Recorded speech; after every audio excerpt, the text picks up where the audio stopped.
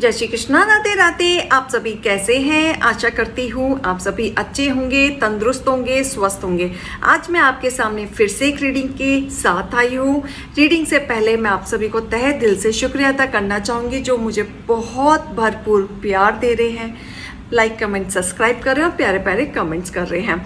आप लोगों का जो प्यार मेरी तरफ आ रहा है और जो प्यार आप दे रहे हैं उस प्यार के द्वारा जो मैं आगे बढ़ रही हूँ, मैं ईश्वर से भी प्रार्थना करूँगी कि आपके जीवन में भी उतना ही 100 गुना होके प्यार आए, वेल्थ प्रोग्रेस आए और जो आप चाह रहे हैं अपने जीवन में हासिल करना वो आपको मिलती रहे। इसी के साथ ही नेगेटिविटी हीलिंग देना पसंद करूँगी मैं आप सभी को।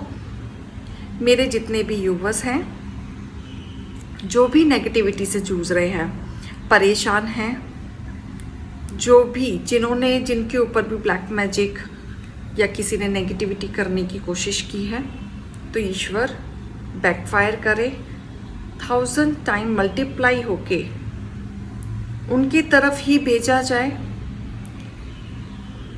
जिन्होंने भेजा है, जिन्होंने ये गंदी गंदी क्रियाएं की हैं, जो उदास है, एनर्जी डाउन है, नज़र लगी है, उनकी नज़र भी उतार दिया जाए और आप आगे बढ़े, पॉजिटिविटी में आए। इसी के साथ ही रीडिंग स्टार्ट करते हैं।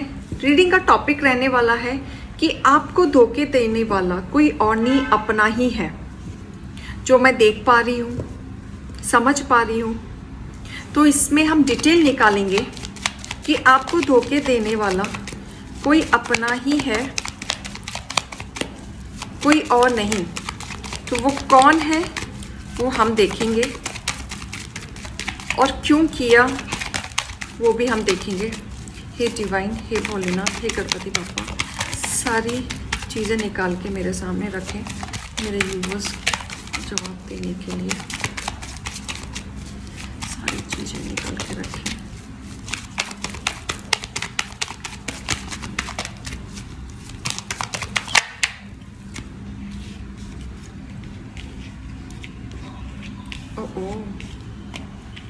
ओके,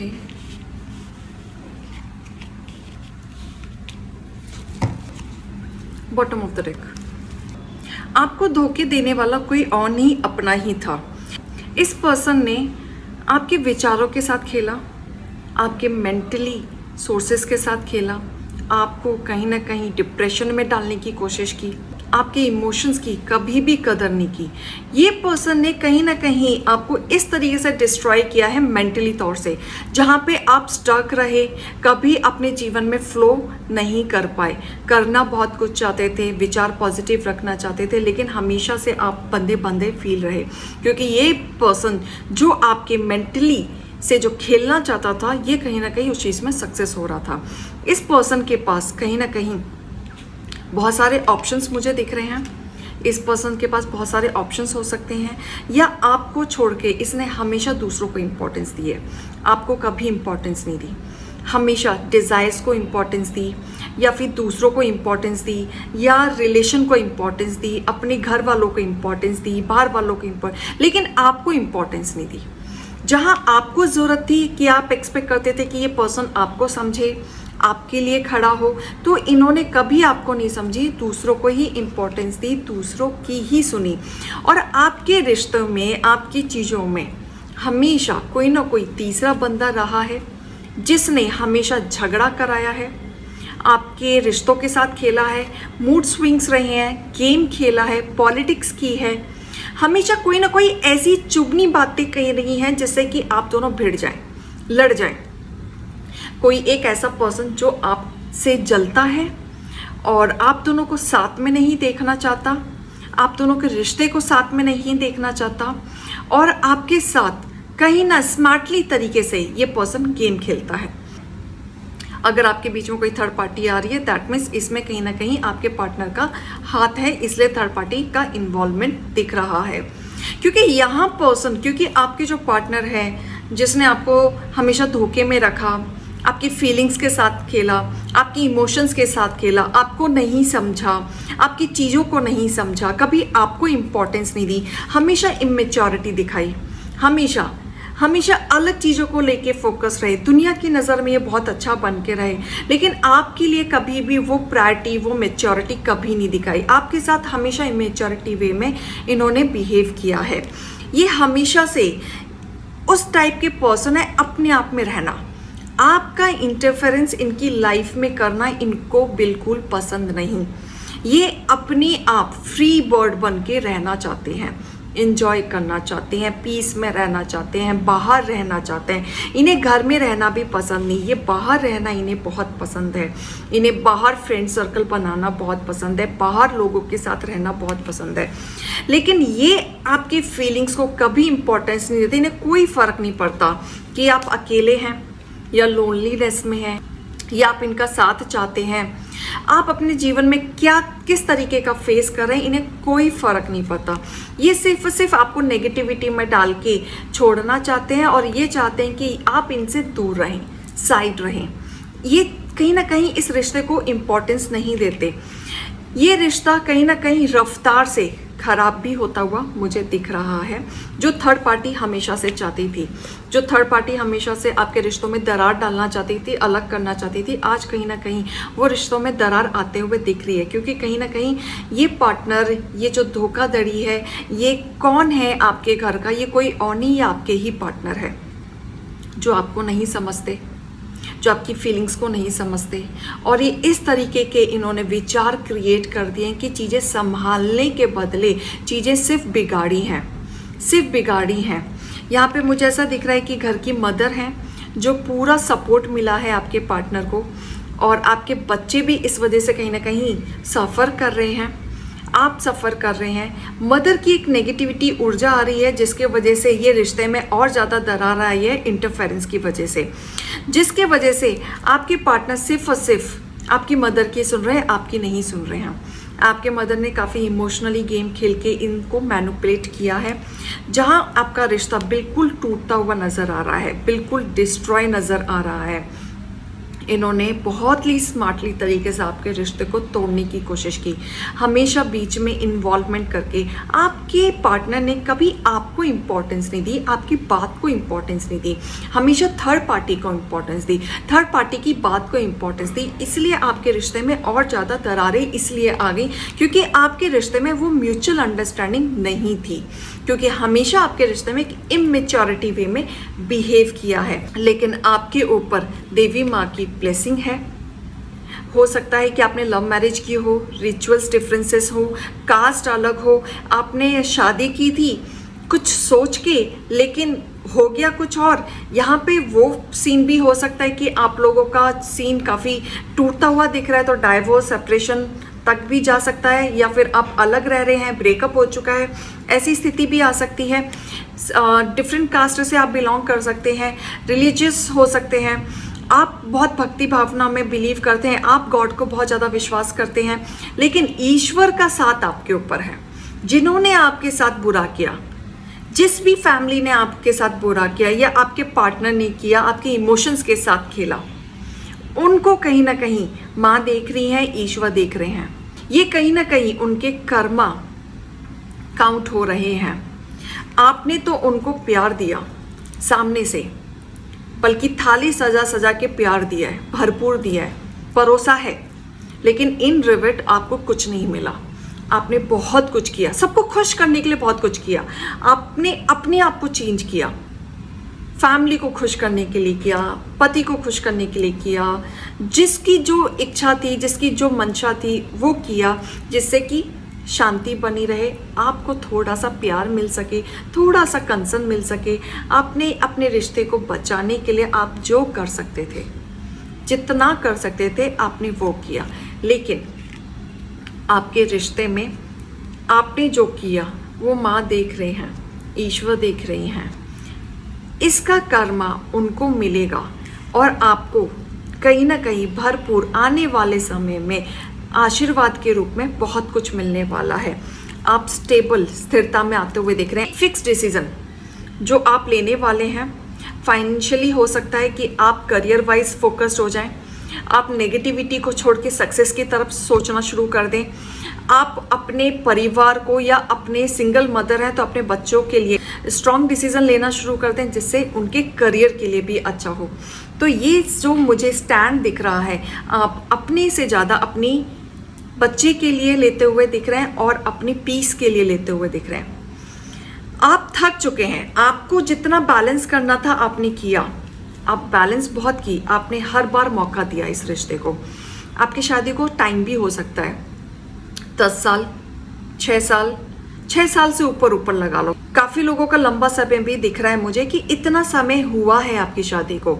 इस शादी को आपने हर वक्त एक नया जीवन देने की कोशिश की, हर वक्त संभालने की कोशिश, क्योंकि शादी को लंबा समय हो चुका था। तो आप इस चीज़ को सोचते हुए आपने हमेशा आगे अपने आप को धक्का मारा, नई शुरुआत के चक्कर में। अब नया हो जाएगा, अब ठीक हो जाएगा, अब सही हो जाएगा, ये सोचते हुए आपने आगे आप बढ़े। आपने बैलेंस करने की पूरी कोशिश की। आप जो चाहते थे, स्थिरता चाहते थे, आप जस्ट एक पीस चाहते थे, खुशियाँ चाहते थे, बस ये चाहते थे कि लोग आपको पसंद करें। आप ऑलरेडी लोगों के लिए इतना कर रहे हैं तो 1% ही मेरे लिए कुछ करें। आपने अपनी तरफ से पूरी कोशिश की, 100% की, बैलेंस करने की कोशिश की, फाइनेंशियली वे में करने की कोशिश की। लेकिन यहाँ मुझे दिख रहा है कि आपके रिश्ते को तोड़ने के लिए किसी ने ब्लैक मैजिक का सहारा लिया है। आपके ही परिवार में से कोई है जो आपको अलग करने के लिए ब्लैक मैजिक का सहारा लिया है, जिससे कि आप इनसे दूर चले जाएं, और इतने दूर चले जाएं कि आप खुद से अपने घर से निकल जाएं। खुद ही इस तरीके का वो माहौल क्रिएट किया कि आप खुद निकल जाएं, खुद डाइवोर्स फाइल करें, खुद लड़ाइयाँ करें, और दुनियादारी को ये दिखाएं कि भाई हमने तो कुछ नहीं किया, जो भी किया इन्होंने किया। उल्टा आप पे ब्लेम डालना चाहते थे, क्योंकि यहाँ मुझे हैवी एनर्जी आ रही है कि आपको बांधने की कोशिश की है, आपके दिमागी संतुलन को खराब करने की कोशिश की है। अगर ऐसा है तो आपकी हेल्थ 1-1.5 साल बहुत खराब हुई होगी, बहुत खराब हुई होगी, जिसमें आप संभालते हुए भी नहीं संभल पा रहे थे। आपकी उम्मीदें ख़त्म हो चुकी थी जीने की, जो हमेशा आप ये सोचते थे कि अब आगे क्या होगा, अब नेक्स्ट एक्शन क्या होगा, क्या मुझे करना चाहिए, क्या नहीं करना चाहिए। लेकिन आपने हिम्मत नहीं हारी, आप एकदम रणभूमि में खड़े रहे। अपने आप से आपने लड़ाई की, अपनी चीज़ों से पहले आपने लड़ाई करी, और आपने अपने आप को खड़ा किया है। क्योंकि जब आपने खड़ा किया तब आपको सही गलत की समझ आ चुकी थी कि आपके साथ कौन बुरा कर रहा है, कौन गेम खेल रहा है, कौन आपका साथ दे रहा है, कौन नहीं दे रहा है। आप उस पर्सन में से कि अगर आपके लिए कोई इंसान 5% भी करता है, आप 95% आप कर देंगे, आप उन पर्सन में से हो। लेकिन अगर आपके 95% में से आपके लिए 1% भी नहीं कर रहा है, तो वो भी आपने कोशिश की झेलने की, कंट्रोल करने की, क्योंकि आपके अंदर क्षमता बहुत है, पावर बहुत है, क्योंकि आप ईश्वर के बच्चे हैं। आप जल्दी से हार मानने वालों में से नहीं है, आगे बढ़ने वालों में से हैं। तो आप आगे जिस तरीके से बढ़े हैं, आप जिस तरीके से आपने हार नहीं मानी है, अब आप आगे बढ़ेंगे। अब आप इन लोगों से दूर भागते हुए नजर आ रहे हैं, अब आप इनको इंपॉर्टेंस देते हुए नजर नहीं आ रहे हैं। अब आप अपने ऊपर, अपने इमोशंस के ऊपर वर्कआउट करते हुए दिख रहे हैं, और जजमेंट आया है कि जिसने जैसा करा है उसको वैसा मिलेगा। अगर आपके दुश्मनों ने, आपके हेटर्स ने, जो आपको धोखे देने वाले कोई और नहीं, वो आपका ही पार्टनर, आपकी ही फैमिली है, आपके जिसके साथ आप रहते हो उसी पर्सन ने आपको धोखा दिया है, उनको कर्मा मिलेगा, और बहुत जल्द मिलेगा, और लंबा, छोटा मोटा नहीं मिलेगा, लंबा लंबा खींचेगा। करियर वाइज किसी का लॉस होते हुए दिख रहा है, ग्रोथ, स्टेबिलिटी, घर की स्थिति, पैसा, उनमें लॉस आते हुए मुझे दिख रहा है। लेकिन आप आगे बढ़ेंगे, यहाँ पे आप मुझे आगे बढ़ते हुए दिख रहे हैं, हर चीज़ को एक्सेप्ट करते हुए डिवाइन के भरोसे आप आगे बढ़ेंगे, और आप आगे अच्छा इनकम भी सोर्सेस कमाने वाले हैं। बस आप एक्शन ले। अगर आपने एक्शन नहीं लिया है और डिसअपॉइंट में आप चल रहे हैं तो डिसअपॉइंट ना लें। यहाँ एंजल्स की गाइडेंस है कि जिन्होंने बुरा किया उनको कर्मा मिलेगा। आपके भोलेपन का फ़ायदा उठा के, तांत्रिक का फ़ायदा उठा के आपके चीज़ों को छेड़ा है, जो ईश्वर को खटक रहा है, आप एक्शन लें। अगर आप एक्शन लेना चाहते हैं आप लें, आप कुछ भी डिसीजन लेना चाहते हैं अपने सेटिस्फाइड के लिए आप लें, आप आगे बढ़ेंगे, क्योंकि आपके जीवन में भरपूर financially condition, stability, growth, celebration, एक पीस आते हुए दिख रहा है, जहाँ पे आप खुश रहेंगे और आपके विचार जो अब तक बिगड़ रहे थे, आप डिसीजन नहीं ले पा रहे थे, अब आप लेंगे। जस्ट आप अपने आप को फोर्स करें, थोड़ा सा एक्शन लें, फोर्स लें, बहुत सारी चीज़ें आपके पास आएंगी। उदास नहीं होना है आपको, खुद डिवाइन आएंगे आपको रास्ता दिखाने के लिए, आपको क्या करना है क्या नहीं करना है, आपका रास्ता दिखाने के लिए डिवाइन आपके पास आते हुए मुझे नज़र आ रहे हैं। आपके ऊपर ईश्वर की ऐसी कृपा है कि आप जो चाहते हैं, जो हासिल करना चाहते हैं, आप वो कर पाएंगे। ऐसी कृपा है आपके ऊपर, बस आपको उस चीज़ को समझने की ज़रूरत है, उस चीज़ पे आपको अड़े रहने की ज़रूरत है और कार्य करने की ज़रूरत है। हार नहीं मानना है, आगे बढ़ें। तो दिव्य शक्ति का पूरा भरपूर आप पे आशीर्वाद है, पूरी ब्लेसिंग वो लेके बैठी हैं। कंट्रोल नहीं करना है अपने आप को, आगे रास्ता आगे बढ़े, कंट्रोल ना करें, अपनी इंट्यूशन की सुने। जो ईश्वर दिखाना चाह रहा है, जो आपकी इंट्यूशन बोल रही है, और अगर वो इंट्यूशन आपको फोर्स कर रही है बार बार, तो उस पर आप एक बार वर्कआउट करके देखें, आपको रिजल्ट अच्छा मिलेगा। क्योंकि यहाँ पे आप बचपने में ऐसी आके कोई गलती मत कर देना, फिर से आप नेगेटिविटी में चले जाएं, फिर से उस परिवार में फिर नेगेटिविटी में घुस जाएं।